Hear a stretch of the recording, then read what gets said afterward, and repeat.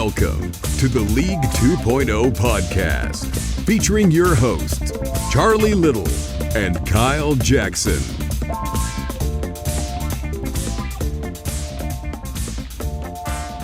Hey-o, it's League 2.0 with Charlie. We got Kyle and no Winter. How's it going, Kyle? I am good. I'm glad that our tech issue was only 1 minute into this time. Holy Moses. If only you guys knew the trouble that we go through to record these things. Hopefully that's the only, bump in the road. Anyways, how are you doing? Let's ask that. I'm good. Excited to do the pod. I was a little bit, it was unfortunate we missed last week, but I'm also Life happens. not on parental leave anymore, so my life has become a lot busier. Might make it a little more difficult to find the time, but we'll do what we can. A little bit, but we'll make it work. I'm sure we can at least every other week at a minimum. Yeah, at least.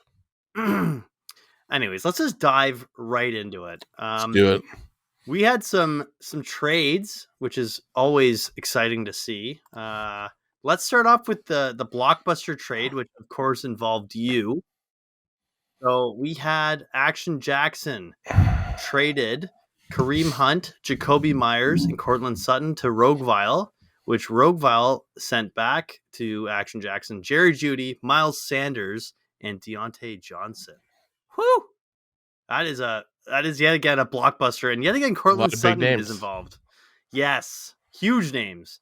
I think the most exciting name involved was Miles Sanders, which I'm surprised Shane was willing to give him up all of a sudden. Which is kind of ironic because he's probably the player I'm least high on in the trade, just because he's an Eagle. Like obviously he's had a great year and he's a good player, good reliable running back. But as a Giants fan, the fact that he's an Eagle hurts me a little bit. But I'm 2-3 now. I need to get some wins, so I tried to make it happen. Yeah, I personally. Oh yeah, I need to announce this again. So Kyle.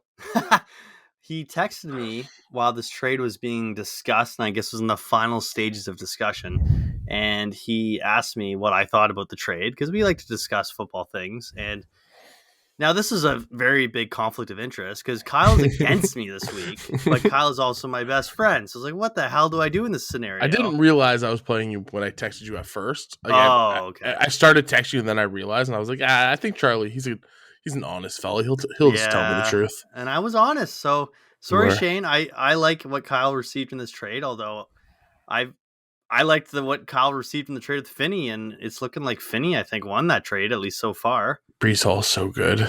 Oh boy, that's gonna haunt you forever, isn't it? Yeah.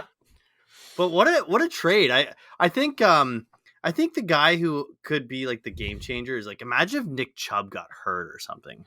Oh, then it's like, even like there's rumors that Kareem Hunt could be even moved, and then he could go to a team. Like there was rumors even in the offseason, right? The Browns haven't been great. It's almost a throwaway year with Deshaun not there. Where do you think I wouldn't be that surprised? Buffalo. Oh yeah, I heard. Oh my god, I heard a rumor of like it's ended up not being real, but CMC to Buffalo. I saw that too. Yeah, that'd be crazy. It just seems like they're clearly looking for a running back. Yeah. That'd be so cool. Oh my god. Anyways, let's move on. Apparently, they called about Saquon too. Actually, okay. Like that's apparently it's true. But the Giants wouldn't give him up. Well, his contract is technically up, I believe. But he's their offense. It doesn't mean he wants to play there. Actually, next year. You never know. Daniel Jones is actually the offense. That guy can run. He's been okay. He's been all right. To the 4-1 New York Giants. Oh god, that feels good. That game in England was bizarre. Actually, it was a good feeling win for you though. If you watched it, I did. It was better than any of the Thursday night games we've got this year. That's a very good point. Oh my god! I hope no one watched that game last night. That was just disgusting. That was disgusting. But we all knew going into it. We all knew. Yeah, I only watched when the Leafs game ended. I flipped it over and saw Curtis Samuels doing nothing. So my last second want to get a Thursday night player in my lineup, which I did. I threw Curtis Samuel in over Jerry Jeudy against everything in my heart. Looks like a very bad decision. Yeah, it's very tempting, to put guys in on Thursday. I had the same thing happening with Naheem Hines last week. So yeah. Thursdays are cursed. Everyone think about that. Stay before you away. put a guy. Yeah, don't put guys in there. So we've had a couple other trades. Some that have happened since we last did a podcast. I did a little trade where I traded for David Njoku, gave away Mike Boone, who he got promoted with Javonte Williams being hurt. So Yep. he has a little bit of value, I guess. I actually liked what I saw from him, but I really needed a tight end, and running back isn't as big of a necessity for me. So I was happy. And Njoku's been good. Njoku's been good. Yes, yeah, big time. And then actually Finney ended up flipping Mike Boone for Cam Akers to my dad, and then Cam Akers ends up being what? Is he out for a while or? I saw my dad said very like loose. He's just out, and he's not really injured. Whoa. This is the quote I'm reading. McVay says team is working through the situation, and he also declined to say whether he believes Akers will be part of the team in the future. Yeah, so there's probably something's going on there. It wasn't it's not injury related at all. He's just out, maybe mental health. Or maybe he's just not working out and they were gonna try to move him, or who knows, right? So Shiitake Spew knew about this before he traded him. Wow. A couple that's greasy gutless. trades this weekend. Then that is greasy. The other trade that was a little greasy was between Thunder Gun Express and Rogueville. After I traded with Shane, he immediately traded Devin Duvernay, which I recall he was very high on, I believe. He traded him for the Muth, who is currently concussed and will not play this week. The Muth is not Luth at all. He is not Luth. The Muth is in a dark room. Actually, come to think of it, Shane early on offered me a trade of like Devin Duvernay and Miles Sanders and someone else. Yeah. Probably for like Jamar Chase, though, right? I think he wanted Lenny. I think he always likes Lenny. Ooh, true. Who's been good? So now back onto that greasy Shiitake Spew. He made a huge drop, which he sure did. Was justified, but it must have hurt his heart. He dropped Allen Robinson, his prized second round pick. What do you think about that? I was sold on Allen Robinson in the offseason, that he was a McVay guy and he was going to be heavily involved, but in reality, Matthew Stafford just stares at Cooper Kupp and throws him the ball 20 times a game, and then he sprinkles some to the tight end, and they call it a day when they go home with their L. Yeah, they've been losing, eh? But even like guys like that Skoranek guy or whatever, you notice him weird. Way more than Allen Robinson. Like, is Allen Robinson just washed up? Like, can he not? He might be. Like, my dad was saying it. He thinks he can't separate at all, which might be true. I don't know. Yeah, that would make sense. That would be a big problem. Yeah, that was a big drop. I feel for him, but you know what? I always respect when people cut bait when they should and don't hold on, which actually, come to think of it, last year I was in the exact same spot with Allen Robinson and I wouldn't cut bait. Yeah. I held on all year. And it killed me. So it's almost a win in a way, but that sucks. That's a second round pick. You can't. And then, yeah. But at least he traded away Cam Akers, who's now useless, right? So and then that was fine. The other big drop was Gavin dropped Chase Edmonds, which he's been garbage. So bad. He looked so promising when they signed him after his pretty good year in Arizona last year, and he's just got passed by Raheem Mostert, and he's looked awful in all aspects of the game. He had one good game, but that wasn't due to volume or like a high level of running. Just he had 2 touchdowns, I believe. Yeah, he was 6 attempts, 20 yards that game. He's happened to get 2 touchdowns. He's not involved. He should have been dropped. It's completely fair, but obviously it hurts. It really smells like Myles Gaskin, doesn't it? Yeah, it definitely smells like Myles Gaskin. I'm actually just quickly taking a peek. Do we recall? Oh, here we go. Who was taken right before Chase Edmonds? Okay, so he drafted DK Metcalf. Or sorry, right after is what I mean. Chase Edmonds. Cordero Patterson, man. Ooh, he got hurt. He was doing good, though. He started real good. Actually, yeah, come to think of it, you would still prefer Patterson. Elijah Mitchell, which he's going to be coming back. Hurt again, yeah, wow. Clyde Edwards-Helaire. He's been good. Ooh, Chase Edmonds. Yep, it's you Edmonds can't. had a lot of hype as the running back who got some money, new team. Team looks like high upside team with Tua and the receivers. It looked like it was going to be perfect, and then it just is trash. Yeah, it's Dolphins. They kind of tease with what their potential is, and then Well, Tua going down kind of killed them a little bit, especially when Teddy got hurt first play last game. Is Teddy out this week as well? I believe he might be. I don't think they've really said much. I think the Dolphins are a little scared about their injuries right now. They're not rushing anyone back after what happened to Tua and the criticism they faced. Yeah, They're probably being a little extra cautious. They're under so much scrutiny. Yes, so I'm actually not sure. Yeah, and like as unfortunate as that was for Tua, and like it was very obvious. What has now become blatantly, clear. This might hurt the fantasy, like it might hurt fantasy QBs. Like if a guy gets, a potential concussion, he might be out for the game when he really maybe shouldn't be. Like they almost might end up flipping it to be almost too cautious. But I guess you could argue you can't be too cautious. But as a selfish fantasy player, it's like, please don't take out our guys. Yeah, like it might not just be. It might not just be Captain Cook who has 0 points from his QB. You know what I mean? Yeah, exactly. So, that's going to be a risk going forward that is going to be scary. Anyways, let's jump into the standings. So after 5 weeks we've been through, it's been a fun ride already. We've got Finkel Einhorn sitting at the very top of the league, top of the AFC. He's at 5-0, 4-0 in his division. He was kind of lucky with his wins early on, but now he's kind of rounding out. He's looking pretty good. Yep, team looks good. And then Way She Goes is sitting at the top of the NFC at 4-1, 3-1 the division. Travis Kelce gets some 4 touchdowns last week, on 20 yards. It was truly remarkable. Oh God! And he's been doing a lot of it without Taylor, which we're going to touch on Taylor a little bit later. I would be a little bit worried about him.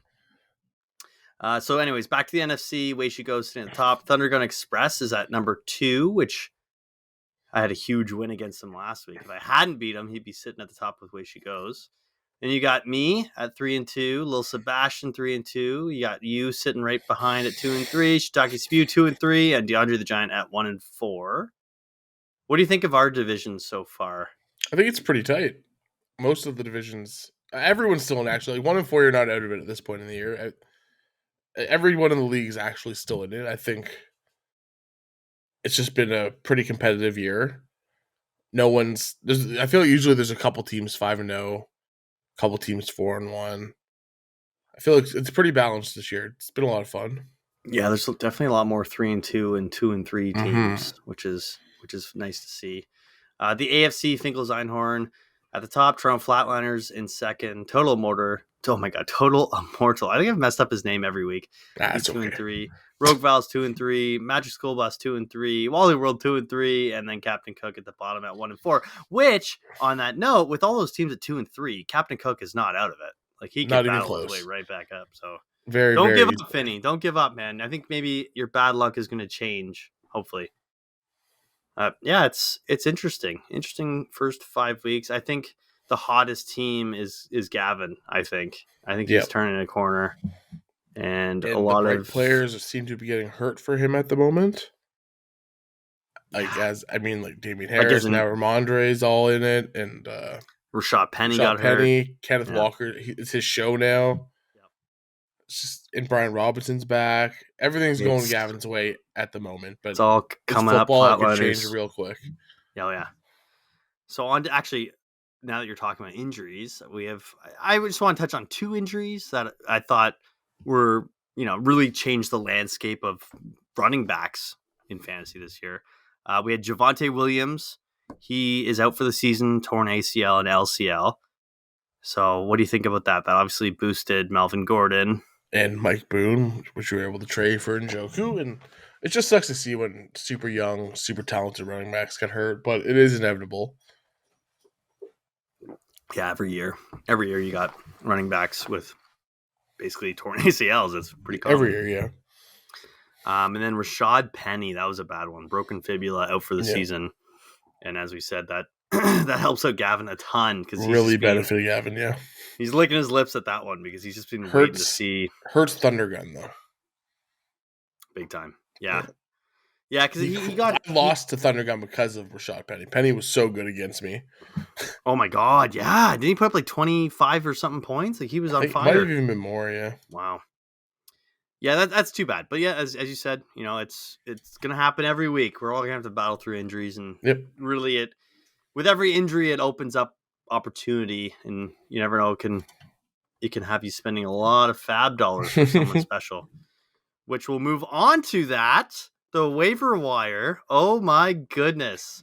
Taysom Hill. Oh, that guy was berserk last week. And it drives Dropped me him. nuts. It drives me nuts because I dropped him. And I remember going into it, I was thinking, man, I was holding on to him because I thought, you know what? This guy is a potential glitch because he's a QB tight end, but he plays running back, plays quarterback.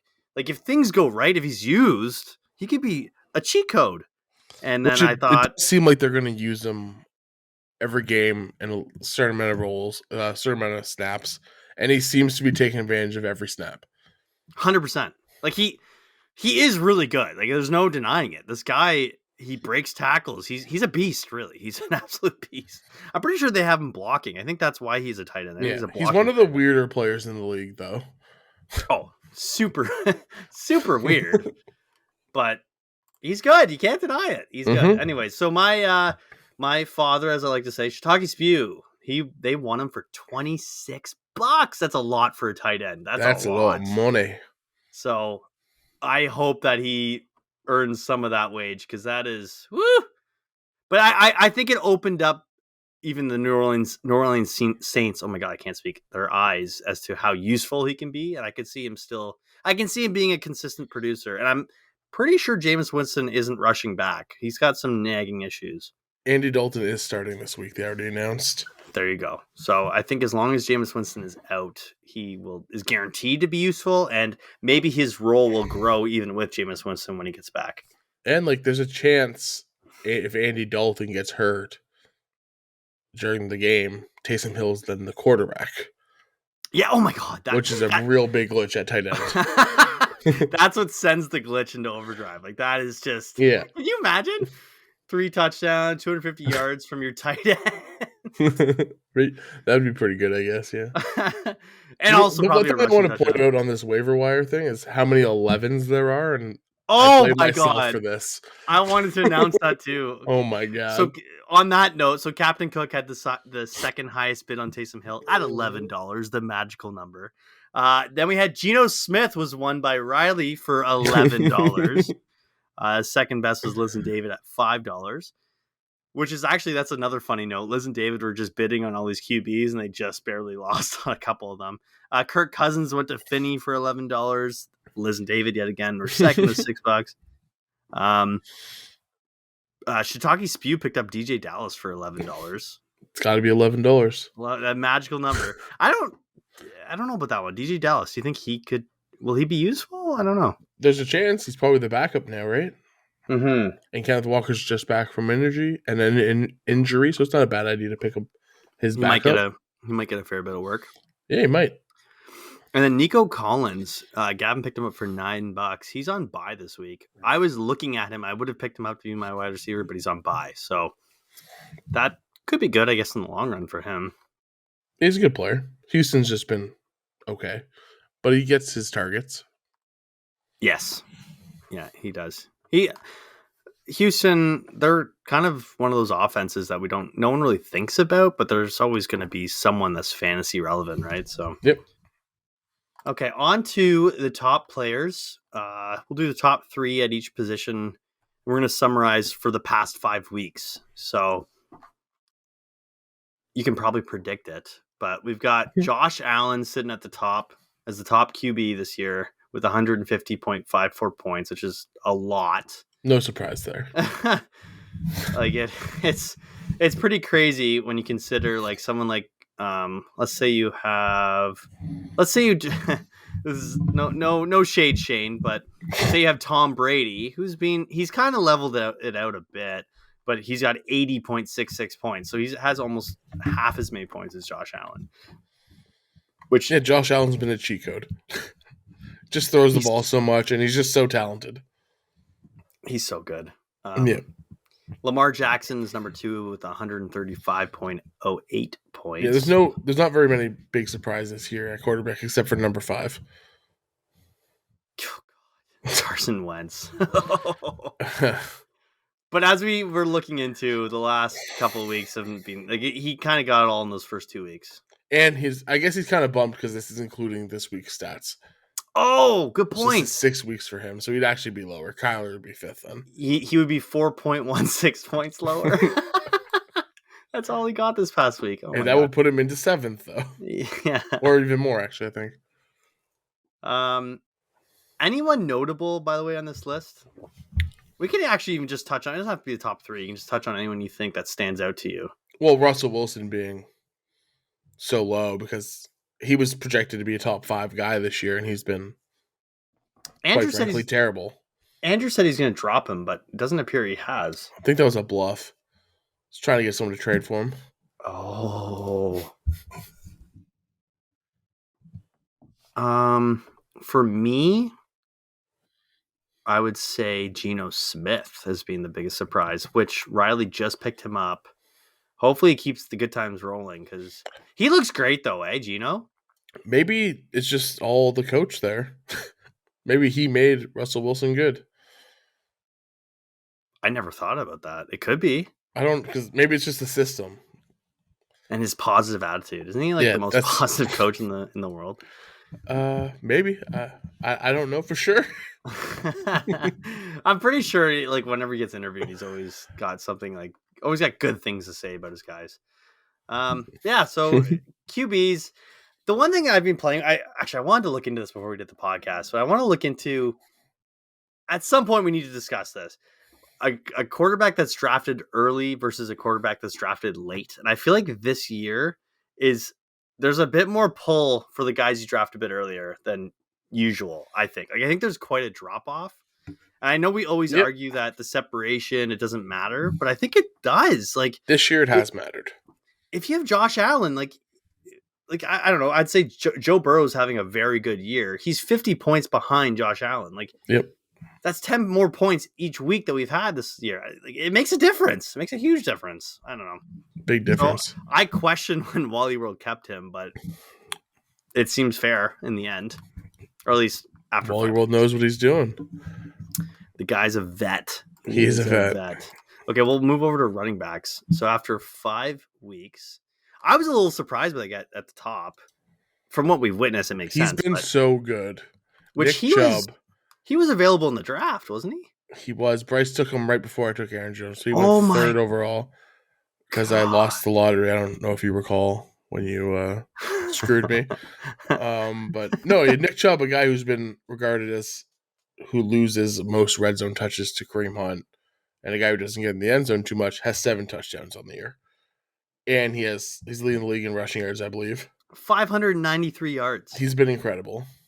On 98 attempts, he's almost he might be averaging 6 yards a carry. The guy's a beast. He is definitely the best true running back because he doesn't really catch the ball. Yeah, not at all. But that's been a pleasant surprise for Bryce. But he took him 3rd overall, and he's been warranting that draft price. Austin Eckler, number 2, which we were kind of questioning whether he's hurt or. He was kind of not looking the best for the first 3 weeks. In the last 2 weeks, he's put up 31.9 and 33.9. So he's turned a corner. He scored a lot in the last 2 weeks. He had 173 rushing yards last week. Jesus Christ. Yeah, he's figured it out. I figured it was only a matter of time. That Chargers team is talented. Yeah, they're definitely one of the premier offenses. Yeah, I guess our opportunity to trade for Austin Eckler is now gone, which for sure. I'm always, me personally, I don't mean to throw shade on someone who's doing so well. I'm always worried he's gonna get hurt. I just feel like he's I feel like he's a Band-Aid kind of guy, but you never know. He kind of like James Conner. Oh, he's so bitch. But that is true. He is a I Band-Aid know. guy. I know. When I took James Conner, I knew he'd be hurt. I don't know why I did it. Steve Okay. really didn't want Breece Hall. And he is not a name that's anywhere near the top, and it just disgusts me. All right, we're going to move on to the number 3. How about this guy, Saquon Barkley? It'd be nice to have him on your team. Wouldn't that be nice, huh? Yeah, it would. Anyways, he he's has been so good. It's been fun to watch. He's back. Oh. And as a Giants fan, I'm very happy with that. And just like Nick Chubb, he's averaging a lot of yards per carry. He's more useful in the passing game. Much more. Even though he hasn't been used a crazy amount. No, not as role. much as you think. Yeah. But again, because Daniel Jones, his first move is to run, not. Did you say Daniel Jones? No, I said Daniel Jones. I might have said Daniel Jones. I don't know. Either way, Daniel Jones is a guy who runs the ball, so I feel like running quarterbacks are less frequently going to be checking down. Makes sense. Which is that was the concern with Zach Wilson and Breece Hall, correct? Yeah, when Saquon Barkley was unbelievable when he started his career, he had Eli Manning as quarterback, and Eli Manning is a statue. He never moved. He just stays there and does questionable things, but wins Super Bowls. I'm sorry, but his face, he looks so lost so often. But he's secretly very, very smart, I guess. I think it makes the defensive line feel bad about sacking him, so they take it easy. Look at his face. I know. How could you hit that guy?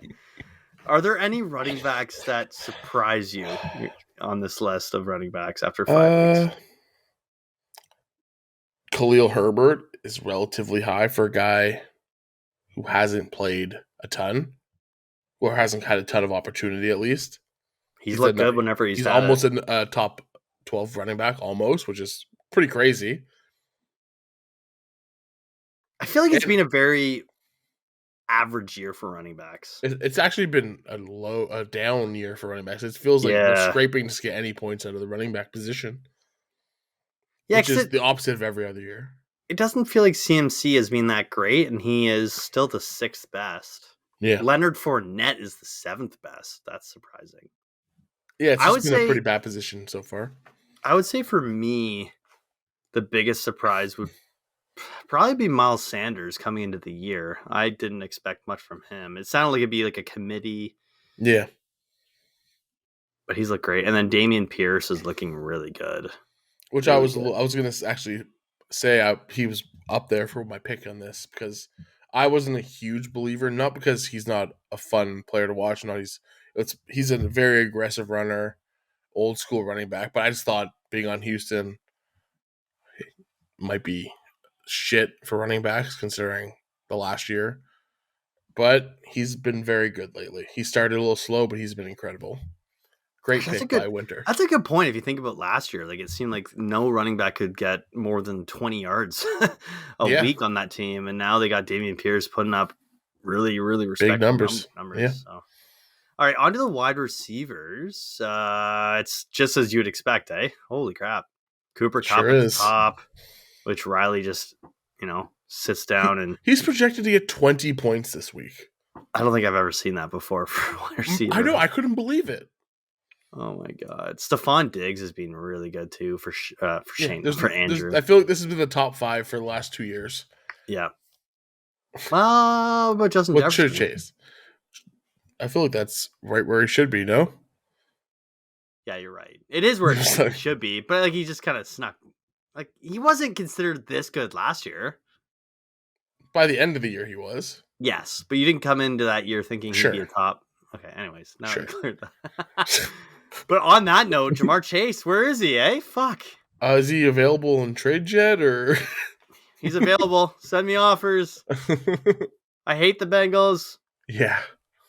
They actually have really upset me. That loss to the Ravens, that was gross.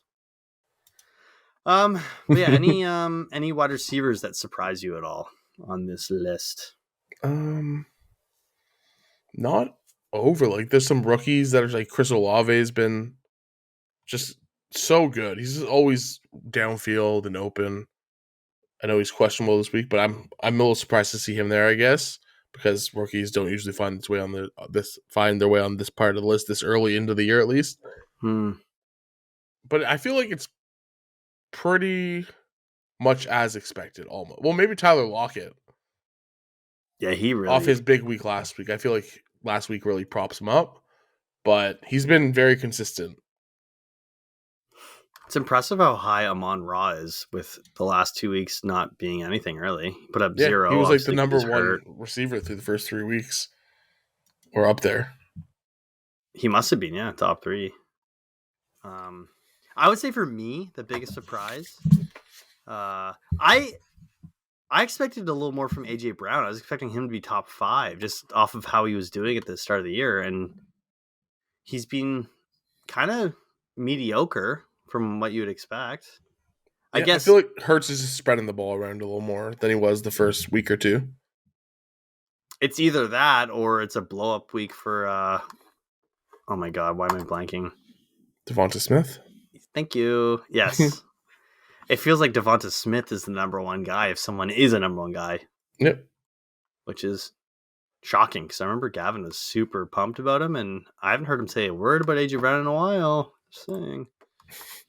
Anyways, we'll move on to the tight ends. Ugh. I know, gross, eh? That's a gross position. It's the classics. We got the classics. We got Kelsey at the top with 95.3 points, which is very, very, very good. So good. Mark Andrews with 75.2, and then Taysom Hill. He snuck his way up there to be number 3. As expected, right? As expected.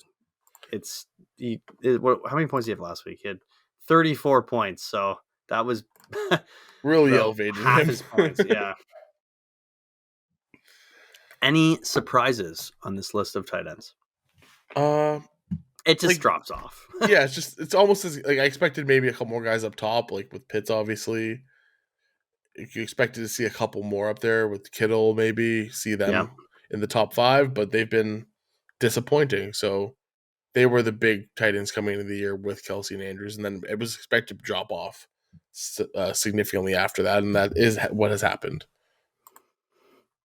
Yeah, it's just the most boring position, eh? Maybe Zach Ertz, actually. I thought he was done. Me too. But he just catches a lot of balls. He gets a lot of Whether targets. that will change when Hopkins is back, I don't think so, but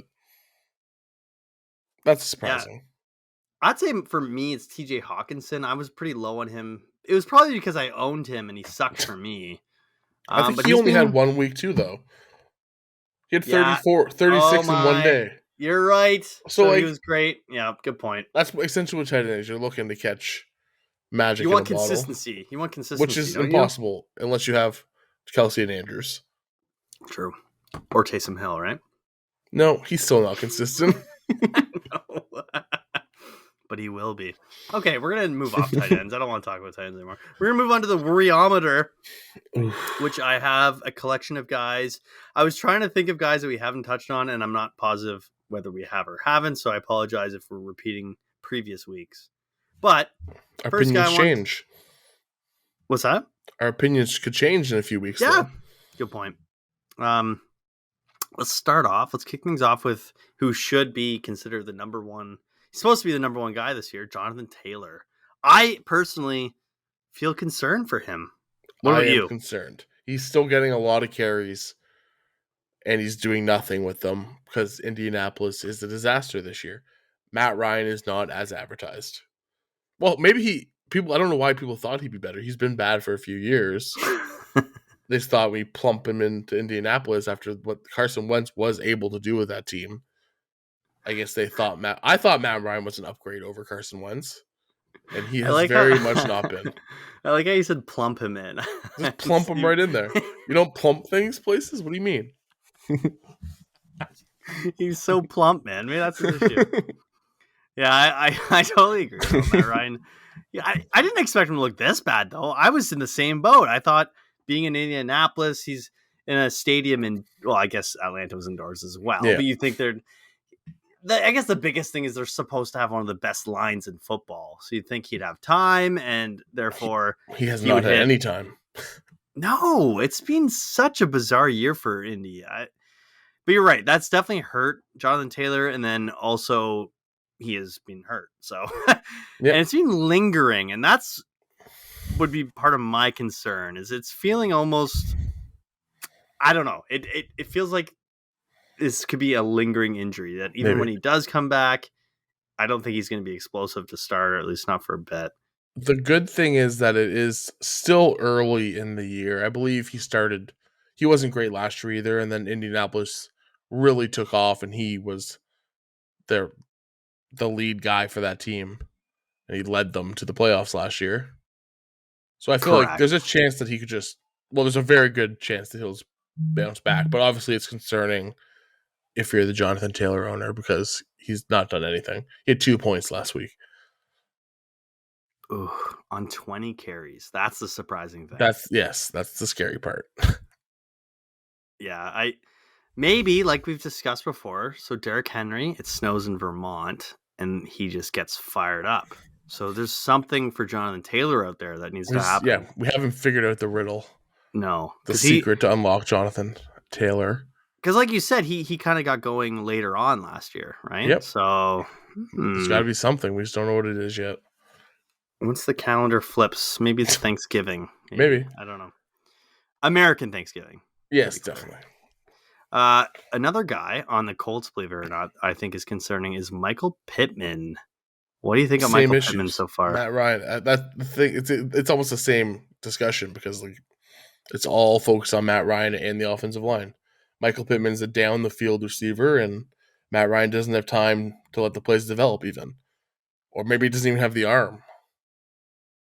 The one thing that shocked me and why I'm concerned is how much I noticed Alec Pierce last week.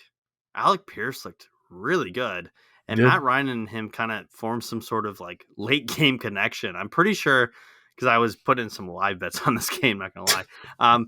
Alec Pierce, I think he had like 5 or 7 catches in like the third or fourth quarter. Like it was nuts. It's just he looked like Cooper Kupp out there, not gonna lie. Wow.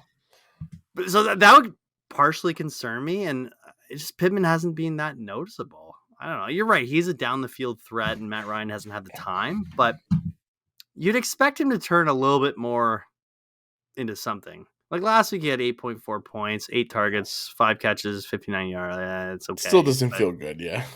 I don't know. It just something doesn't feel right, but completely agree. So would you be concerned about him, or would you kind of be like, he's going to get it going? A little bit concerned, but it's mainly my concern is mainly about Matt Ryan and the offensive line. If they figure that part out, he will have the good rest of the year.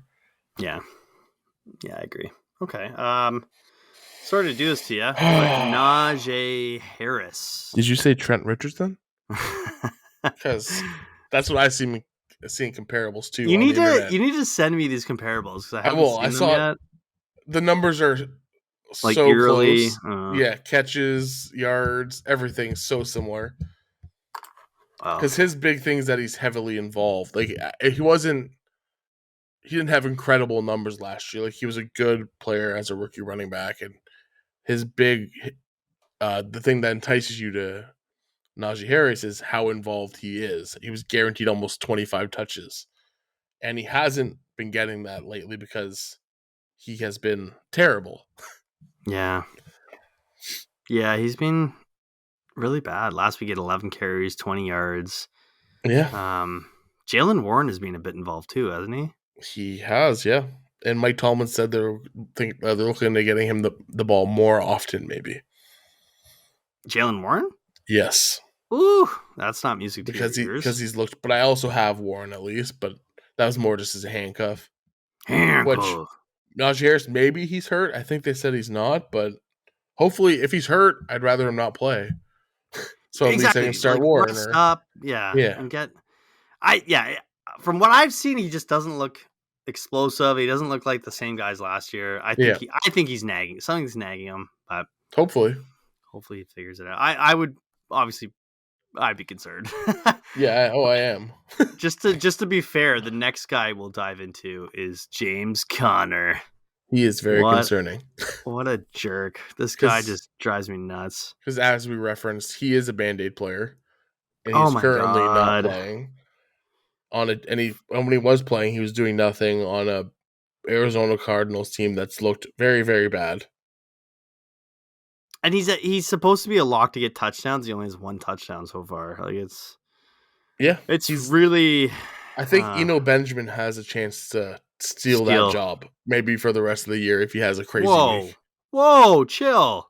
Don't say that. We might be seeing James Conner on the waiver wire soon. Can you at least say that like off the podcast so I can trade this guy? Jesus Christ! No, I'm joking. I think James Conner's going to score 40 points next week. Okay, perfect. Winter, I'm gonna offer you a trade. I know you're interested, Mr. Bird Gang over there. What you got to do is you got to package him with LaMelo Ball, and you can have anyone you want on Matt Winter's team. Oh my god! Imagine like imagine you're in a bunch of so you're selling in one league, like buying in another. Oh, that would be so dirty. That'd be so dirty. We can make some hockey trades happen then this year too. See, I can't trade him now. Now it's gonna look fishy. Oh man. Anyways, James Conner, I am very concerned because A, Arizona's offense looks dreadful, and B, it feels dreadful. Like he'll go into a game like right now. It's like every week he's questionable, but even if he goes into a game healthy, there's so much risk that he's not going to finish the game. Like every freaking week, he's going to get hurt. Oh, and I think that's the worst thing in fantasy football is when you start someone and then they put up 2 points. You're like, wait, why don't they have 2 points? You check. Oh, he left the game in the first quarter, blah, blah, blah. And you're like, okay, great. Like this has been James Conner's whole career, though. This is what he was in Pittsburgh. I remember maybe our first year doing this when James Conner was on Gavin's team, I believe. And I had like Jalen Samuels and he like won me the league. Or he was a guy that helped me in the playoffs, if I recall. And who the hell is Jalen Samuels now? Like, you know what I mean? Where is he? Now it's Jalen Warren. Yep. Maybe they're the same guy. It's the Jalen. Okay, on to the next guy. Elijah Moore's the last guy we're going to touch on. I'm sure Andrew is considering dropping him with Russell Wilson, maybe. Or he's going to trade them both. You are considering dropping him. I will take him for nothing. For one of my bench players. Apparently, I am a fan of Elijah Moore. He's been bad, obviously, but the Jets are actually 3-2 somehow. But the talent's there. There's just a lot of talent on that team at the receiver position. There is a weird amount of talent. And Zach Wilson, you don't really know what he is or what he's even capable of. The gross thing about Elijah Moore struggling so hard is that Corey Davis has been decent.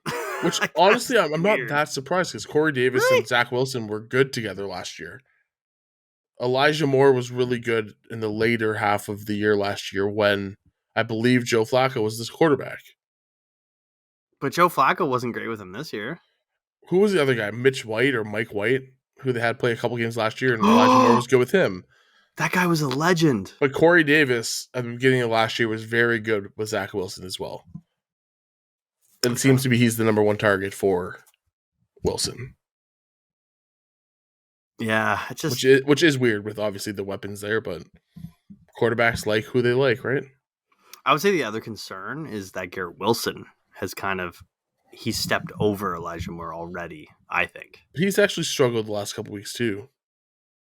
I think. Really?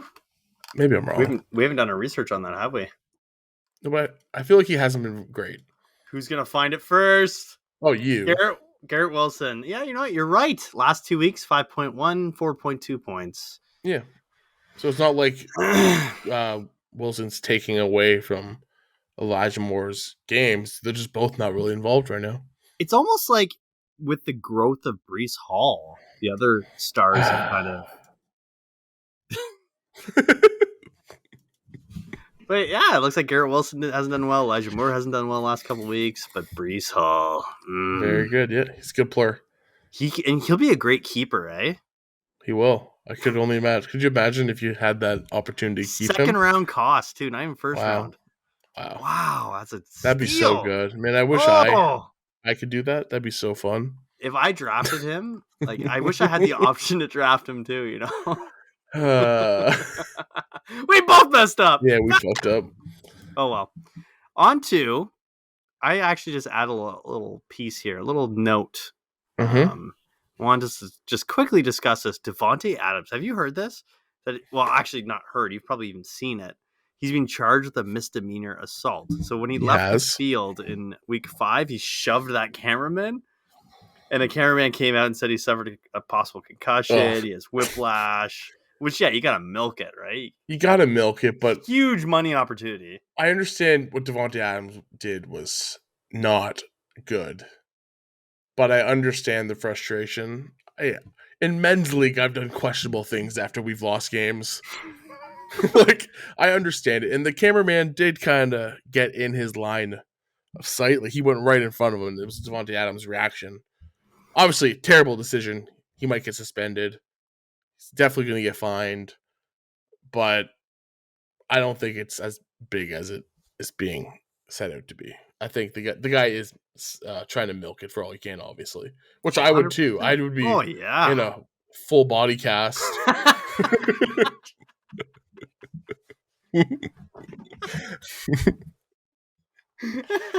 Yeah, it's I'm just like picturing that. That's so funny. You show up to the draft next year in a full body cast. What happened? Davante pushed me 6 months ago. Yeah. Still recovering. I guess the only thing about this is just that Davante might get suspended, which that would suck. I've actually trying to potentially get Davante Adams as well. I want Davante Adams bad. Your dad said he's available. I haven't actually. Look at you, eh?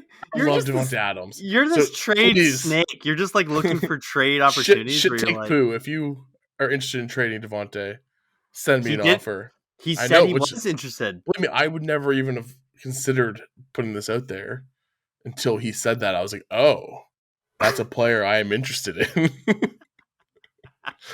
Wow, you want this freaking bully, eh? This misdemeanor assault guy. Interesting. I'm trying to go with the Bengals of old's mentality. Just take all the criminals. Which, on the note of criminals, I found some interesting information out on Thanksgiving. My Okay. sister told me that she was not the one interested in getting Deshaun Watson on their team. Mm-hmm.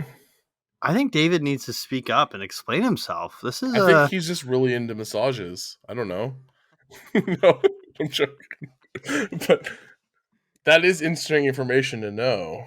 right. That's is there some arguing going on behind the scenes with Liz and David? Like they Oof. look very on the same page at the draft, but are things starting to Maybe it was all that. They're unravel? trying to get in her head. Whoa. But all in all, we need David to explain to us what his strategy is with a suspended player who is going Especially to 'cause- continue to be suspended. The state of their bench right now gives me so much anxiety. Yeah, It's his just two options. suspended guys, 2 guys on IR, and the other guy's out. It's like- terrifying. I don't. David, tell us what's going on. I need an answer. You're just messing with us? Stressing us out every week. Okay, we're gonna move on to because we missed the last 2 weeks. I almost want to let's just dive into the 2 matchups that we felt were pretty exciting last week. Yeah, does that seem yeah. fair? Yeah. Sorry, everyone, we're not touching on everyone because I feel like we've also gone a bit long on this podcast. So Yeah, I think that's the best bet. I will kick things off. I thought this was a really, really cool matchup. We had Lil Sebastian, who is now 3-2 after their win. They won 102.86 to 101.68 over the Shiitake Spew, who are now 2-3. So obviously this was a big matchup because they flip-flopped in the standings with their records, 3-2, 2-3. And it was looking, oh, poor shit take boo. They had this. I remember a lot of us were watching the Sunday night game, right? It was Sunday night? I'm pretty I believe so, yes. Oh boy. So shit take poo has Patty Mahomes. Wait, was it? No, it was Davante Adams. Sorry. It was Davante Adams Right. that Yes, had yes, yes. the potential to push him over the top and win him the week.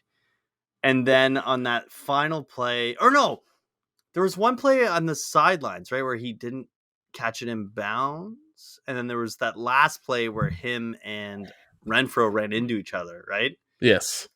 The press corner is why the timing of that was totally off. And Devontae Adams and Renfro, they collide.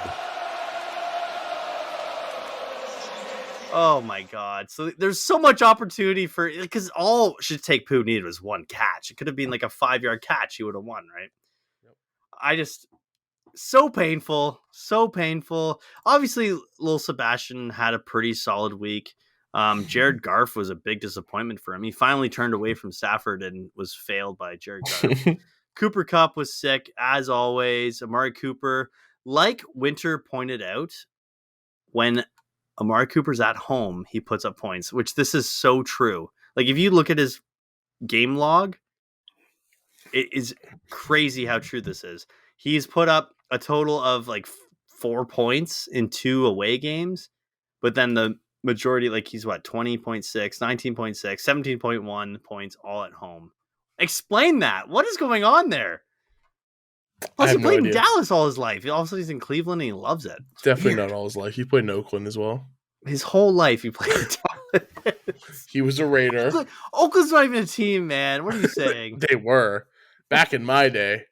Oh my God. Sorry, just while we're looking at Riley's team, he also has Corey Davis, who put up like no points this week. I need to know more about this New York Jets game. How did all 3 of the receivers do nothing? And they had 40 points. Hall. Breece Hall is taking over the world. He's the next LaDainian Tomlinson. Let's go. Right, I'm ahead of. Derrick Henry has been a beast since it snowed in Vermont. Michael Carter even had. Maybe Michael Carter. He stole points. I don't know. Jets are weird. Anyways, I won't just dive into everyone. I thought this was cool though. I was actually at my parents', of course. Shakir. My dad picks up Khalil Shakir, and the guy fucking puts up 75 yards and a touchdown, and he looked good. He looked actually really good. Role on that team is very valuable. Whether it's McKenzie or Shakir, and McKenzie, I think, is playing this week. But that role, if one of those players misses, the other one's going to be dominant. Or not dominant, usable. A good wide receiver 3-0. Oh, and look at Allen Robinson on his bench. The last week of Allen Robinson.